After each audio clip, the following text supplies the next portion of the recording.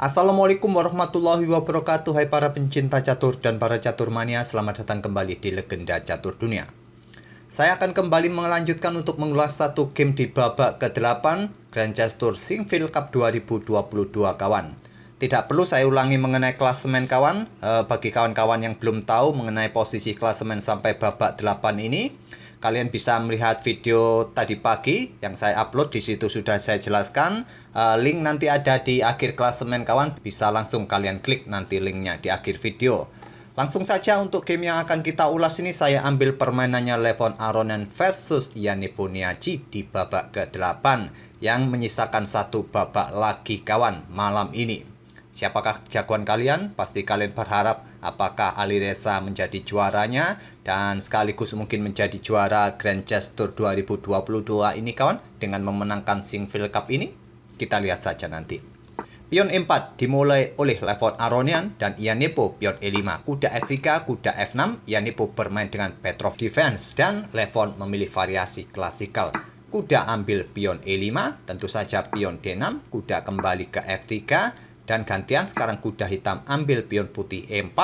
Tentu saja variasi atau mainline dari variasi klasikal seperti ini kawan. Kemudian gajah D3, gajah D6.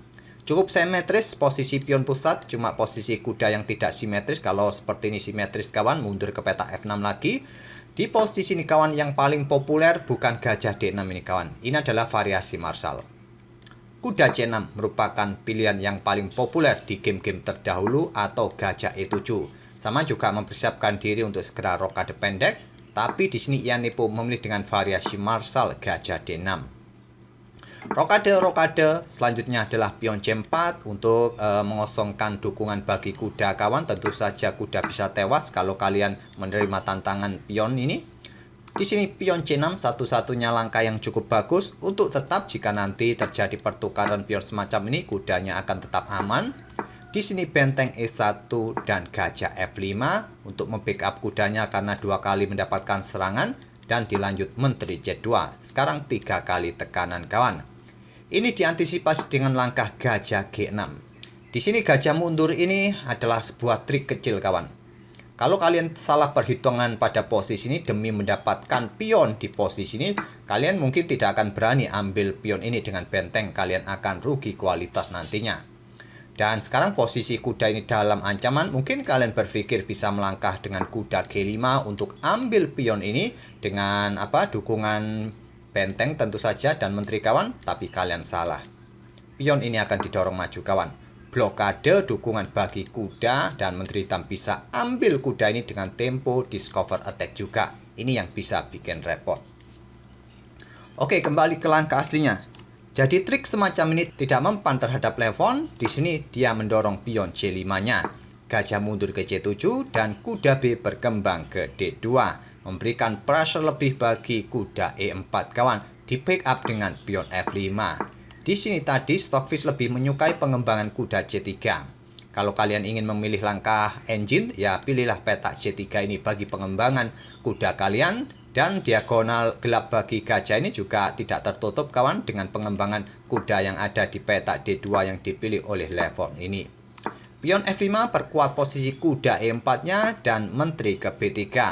Mengepin pion juga incar pion yang ada di petak B7 kawan. Nanti kuda pukul kuda, kalaupun dipukul balik oleh pion F, bisa dipukul balik oleh gajah, dipukul balik oleh gajah hitam, dipukul balik oleh benteng. Dan bentengnya aman karena posisi pion yang ada di petak D5 ini dalam posisi kena pin. Jadi di sini diantisipasi dengan benteng F7. Blokade pin-pinan juga untuk membackup pion yang ada di petak B7. Tentu saja putih tidak akan berani ambil pion ini kawan karena menterinya akan tewas semacam ini. Itulah kenapa benteng ini naik ke petak F7 ini kawan. Gajah C2 pilihan Levon, di sini pion H6. Dan selanjutnya kuda F1, pion A5. Mencoba ekspansi atau mengeluarkan kuda kawan untuk dukungan kuda di langkah berikutnya. Kalau cuma pion ini didorong satu petak, ya kemungkinan pion ini akan tetap didorong terus. Langsung dihentikan dengan pion A4, kuda A6, selanjutnya gajah D2. Mengontrol petak B4 agar kuda tidak lompat ke petak B4 atau menawarkan diri disikat oleh kuda E4 ini kawan. Rasanya hitam tidak akan meneladeni untuk menukarkan kudanya ini kawan. Tapi rasanya Iannepo ini malah menunggu untuk disikat agar dia mempunyai pion yang cukup mengganggu nanti kawan di area-area ini. Gajah H5 pressure kuda dan ingin mendapatkan gajah yang di sini kawan. Memang untuk sementara gajah ini dijaga oleh 2 kuda tak ada masalah. Tapi masalahnya kalau menjaga gajah ini terus maka kudanya juga akan stuck di peta F1. Jadi Levon menggeser benteng A ke D1 memberikan backup lebih bagi gajahnya. Selanjutnya Menteri F6 incar pion ini, sikat kuda terlebih dahulu. Di sini kuda G3. Selain menawarkan pertukaran kuda juga ancam gajah H5. Gajah memilih sikat kuda F3 melanjutkan rencananya dan disikat balik menggunakan menteri, meninggalkan peta B7 karena sudah tidak efektif lagi kawan, dan juga agar pionnya ini tidak tumpuk di lajur F. Tapi Stockfish lebih menyukai memukul balik menggunakan pion G dengan ancaman bagi kuda.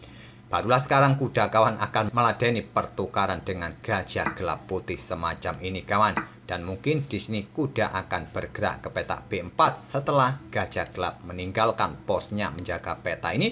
Dan kuda ini juga sulit untuk diganggu gugat lagi. Karena pion A sudah maju, pion C juga sudah maju, posisi kuda sangat nyaman. Tentu hitam masih diunggulkan di posisi ini kawan. Posisinya lebih baik, lebih aktif. Tapi di sini tadi Levon memilih untuk ambil gajah dengan menteri. Selanjutnya menteri hitam ambil pion D4. Sangat berani kawan karena lihat benteng ini bisa saja memberikan discover attack ataupun gajah siap bergerak untuk ambil salah satu pion ini. Menurut Stockfish langkah yang bagus pada posisi ini kawan, bisa sikat kuda ini kawan sekarang. Terlebih dahulu maksud saya setelah diambil balik oleh pion H karena menteri tidak akan berani ambil balik kawan. Barulah menteri ini yang ambil pion yang ada di sini. Urut-urutannya menurut Stockfish seperti itu baiknya. Tapi di sini tadi Iannepo langsung ambil pion D4 dan Levon memilih ambil pion A5 untuk mendapatkan pion tanpa ada tawanan kawan. Kalau memilih sikat pion yang ada di sini, dia masih dalam tawanan pion hitam. Jadi hitam akan mempunyai kesempatan serangan balik dengan ancam gajah terang C2 dan ancam gajah gelap di peta H6 ini. Itulah perbedaannya. Jadi di sini gajah memilih ambil pion A6 dan sekarang menteri ambil pion B2 ancam gajah, benteng naik ke E2. Di sini kuda A ambil pion C5 sekaligus discover attack, pressure pion yang di sini dengan dukungan benteng nanti kawan. Gajah mundur ke E1. Dan Iannepo menyelamatkan menterinya terlebih dahulu kawan. Karena yang ditakutkan tentu saja discover attack bagi menterinya nanti. Menteri mundur ke peta F6 dan pion diselamatkan maju ke peta A5. Benteng digeser ke peta D8 lanjut Iannepo. Persiapan untuk mendukung pionnya maju terus nanti kawan, memberikan ancaman garbuan. Coba lihat saja. Gajah B1 mundur langsung menghindari ancaman itu. Dan benteng F bergeser ke D7 untuk memberikan dukungan lebih bagi pionnya nanti. Langkah ini tidak disukai oleh Stockfish kawan. Stockfish lebih menyukai manuver kuda ini. Nanti opsinya lompat-lompat ke peta-peta ini kawan. Jika ada kesempatan garbu menteri, garbu benteng juga, itulah pilihan Stockfish kawan. Tapi benteng F bergeser ditumpuk di lajur D oleh Iannepo untuk memberikan dukungan bagi pionnya maju. Menteri A3, pressure kuda C5 kawan, apakah diikuti dengan pion F3 usir kuda agar tidak ada koneksi nanti? Dibiarkan saja. Pion D4 dan gajah B4 ingin eliminasi dengan dukungan 2 perwira. Kenapa tidak dengan pion ini saja kawan? Masalahnya adalah pion D3. Jika kalian memilih kuda, maka ya benteng kalian akan tewas. Benteng pukul benteng masih bisa diambil oleh benteng hitam. Mungkin kalian mendapatkan kuda yang di sini. Masalahnya adalah benteng D1. Jika dilanjutkan kawan, nanti tersisa menteri versus menteri. Setelah raja kena skak, raja bergeser ke peta H8, raja F2, pion F pukul pion E4 open skak, raja ambil pion yang di sini, benteng ambil gajah di sini, raja ambil balik, menteri melakukan skak, dan tersisa pion-pion plus menteri saja kawan. Secara teoritis, secara matematis, ya hitam masih diunggulkan karena unggul 2 pion. Atau kalian mencoba langkah yang lain seperti setelah pion F3 ini benteng ini digeser. Ambil contoh maksud saya setelah pion D3 benteng ini digeser kawan ke lajur A mungkin berkoneksi dengan menterinya. Maka pion D2 kawan yang juga bisa jadi ancaman. Pion ambil kuda dan pion ambil gajah dengan tempo skak diambil balik oleh benteng, maka selanjutnya adalah benteng bisa bergeser ke D1. Kalaupun terjadi pertukaran benteng ya masih bisa diambil balik. Ambil contoh benteng ini kembali untuk membackup saudaranya. Menteri D4 akan dilanjutkan oleh hitam kawan, Raja H2, dan benteng ini akan ambil benteng dipukul balik, maka selanjutnya di sini pion F pukul pion E4. Tetap saja kawan, hitung-hitungannya putih akan kalah pion nantinya. Cukup panjang variasinya, cukup jelimet. Jadi di sini tadi gajah B4 oleh Levon, kuda A6 berbalik ancam gajah, gajah mundur kembali ke E1.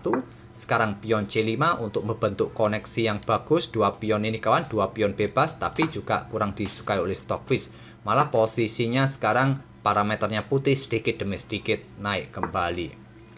Kuda A lompat kembali ke petak C5 kawan, yang merupakan pilihan terbaik. Seperti yang saya sebut tadi, kalau kembali gajah juga kembali, maka pion D3 bisa dilanjutkan oleh hitam kawan. Itulah langkah engine kawan, terkadang ingin mendapatkan tempo. Sekali lagi perhitungannya kadang seperti itu. Pion C5 dipilih oleh Iannepo, pion G4, pion G6 untuk memperkuat posisi pionnya agar tetap mendukung kudanya kawan, agar terhindar dari tekan gajah serta benteng, dan dilanjut dengan Menteri C1. Raja G7 untuk membackup pionnya. Sekarang berbalik kawan, parameter putih sudah naik kembali karena beberapa kali Iannepo melakukan kesalahan tadi dengan pion G6, kemudian raja ini naik ke petak G7. Langkah terbaik kuda ini mundur ke petak C7 kawan. Mundur ke petak C7, anggap saja di sini menteri ambil pion yang di sini, maka bisa dibalas dengan langkah benteng H7.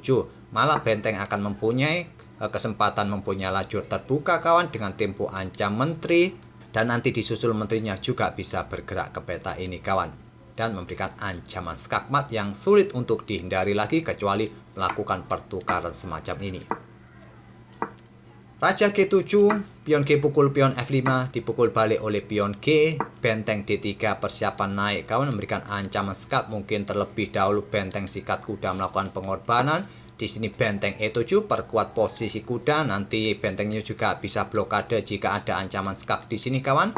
Benteng F3 memberikan pimpinan bagi menteri, persiapan ambil kuda dengan dukungan benteng gajah, dan benteng D ke E8 ditumpuk memberikan backup lebih bagi kudanya.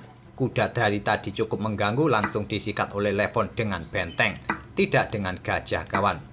Sebetulnya sama saja sih dengan gajah ataupun dengan benteng, nanti hasilnya sama kawan. Dengan benteng terlebih dahulu dan terjadi pertukaran semacam ini, cukup sepadan pertukarannya kawan. Selanjutnya gajah D2 memberikan pressure bagi pion H6, mungkin diikuti benteng ke lajur H bisa juga. Menteri E6 memberikan ancaman di sini jika gajah ini nanti pindah, dan menteri putih B1 incar pion, menteri D5. Untuk membackup pionnya dan berada di diagonal ini kawan, jika ada kesempatan juga bentengnya siap digeser, menjaga pionnya juga dari ancaman menteri putih yang berada di diagonal ini.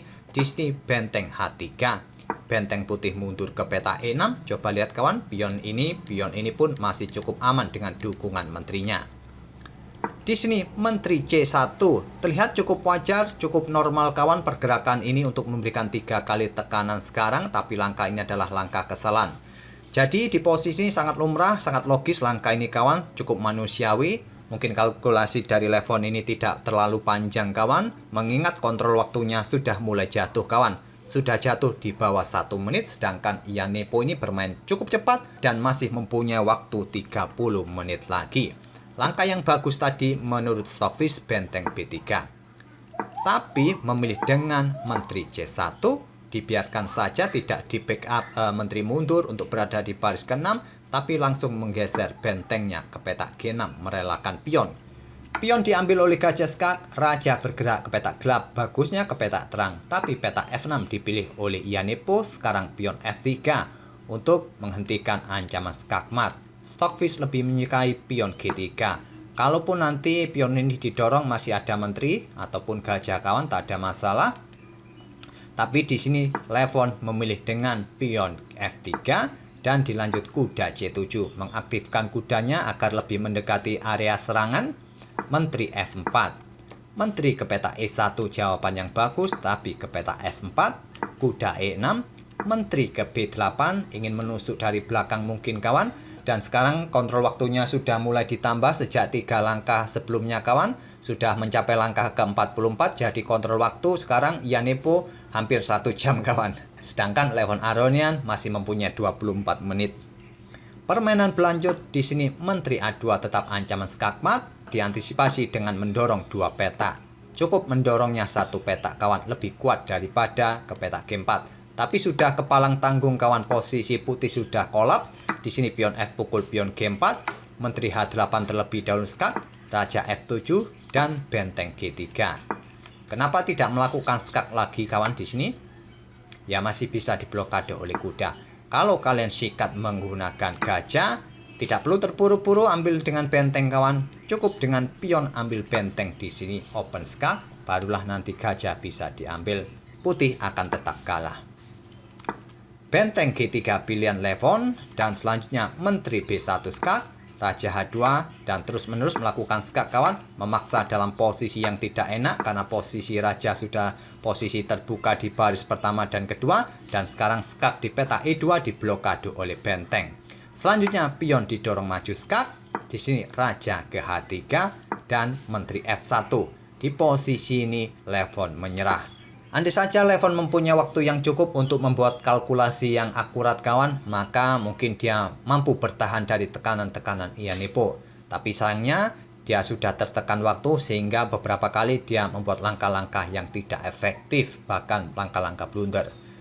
Semoga permainan dari kedua pemain ini bisa menjadi hiburan kalian dan menjadi bahan referensi bagaimana bisa memanage waktu agar kalian tidak keteteran di akhir-akhir permainan kawan.